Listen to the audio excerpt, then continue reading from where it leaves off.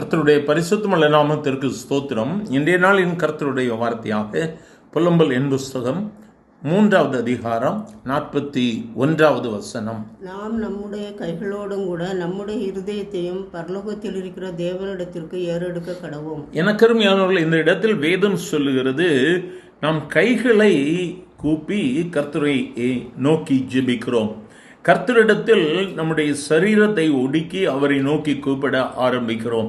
அது மட்டுமல்லாதபடிக்கு வேதம் சொல்லுகிறது, நம்முடைய இருதயத்தையும் பரலோகத்தில் இருக்கிற தேவனிடத்திற்கு நாம் ஏறெடுக்க கடவோம். ஏனென்றால் இதயத்திலிருந்து ஏறெடுக்கப்படக்கூடிய ஒவ்வொரு விண்ணப்பத்திற்கும் அவர் நமக்கு பதில் கொடுக்கிறவராயிருக்கிறார். நம்முடைய கைகளை கூப்பி நாம் அவரை நோக்கி ஜெபிப்பது நம்முடைய தாழ்மையை காட்டுகிறது. கர்த்தருடைய மகிமைக்கு முன்பதாக நாம் ஒன்றுமில்லை என்பதை நாம் அர்ப்பணிக்கிறதை காட்டுகிறது. ஆனால் நம்முடைய இருதயத்தையும் அவரிடத்தில் ஏறெடுக்க வேண்டும். அதற்கு முந்தின வசனம் சொல்லுகிறது, நம்முடைய வழிகளை சோதித்து ஆராய்ந்து கர்த்தரிடத்தில் திரும்ப கடவோம்.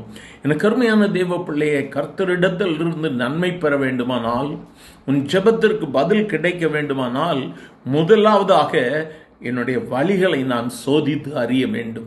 என் வழிகள் கர்த்தருக்கு பிரியமானதாக இருக்கிறதா? நான் என் கர்த்தரை பிரியப்படுத்துகிறேனா அல்லது இந்த சமுதாயத்தை பிரியப்படுத்துகிறேனா? மக்களை பிரியப்படுத்துவது நிமித்தமாக நான் சாதிக்கக்கூடியது ஒருவேளை இந்த உலகத்தில் உள்ள காரியங்களாக இருக்கலாம்.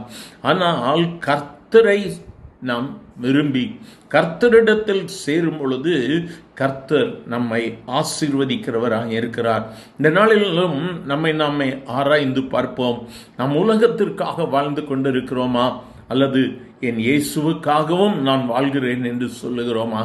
உலகத்தின் முன்பதாக நற்பெயர் பெறுவதோடு கூட நின்று விடுவதன் நிமித்தமாய் நம்முடைய வாழ்வில் பெருமையை பெற்றுக்கொள்ளலாம், பெரிய நன்மைகளை பெற்றுக்கொள்ள முடியாது.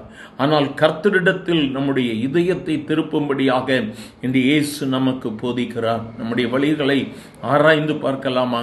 என்னுடைய வழிகள் கர்த்தருக்கு பிரியமுள்ளவைகளாக இருக்கிறதா?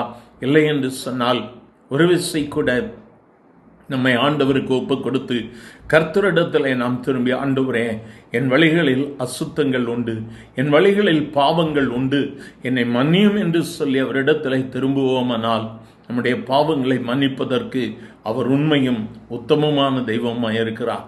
இருதயத்தை திறந்து கொடுக்கலாமா? அவரை நோக்கி பார்க்கலாமா? எங்கள் அன்பின் ஆண்டவரே, ஆசீர்வதிக்கப்பட்ட இந்த காலை வேளைக்காக நன்றி ஆண்டவரே.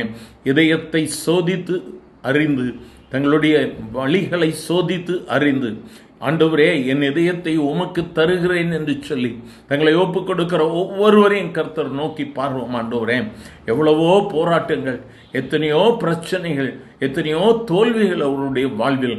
ஆனால் இன்று கர்த்தர் அவர்களுடைய ஜெபத்தை நீர் கேட்கும்படியாய், ஆண்டவரே, நீர் அவர்களுக்கு மனம் இறங்கும்படியாய் நாங்கள் ஒரு மனப்பட்டு கெஞ்சி நிற்கிறோம்.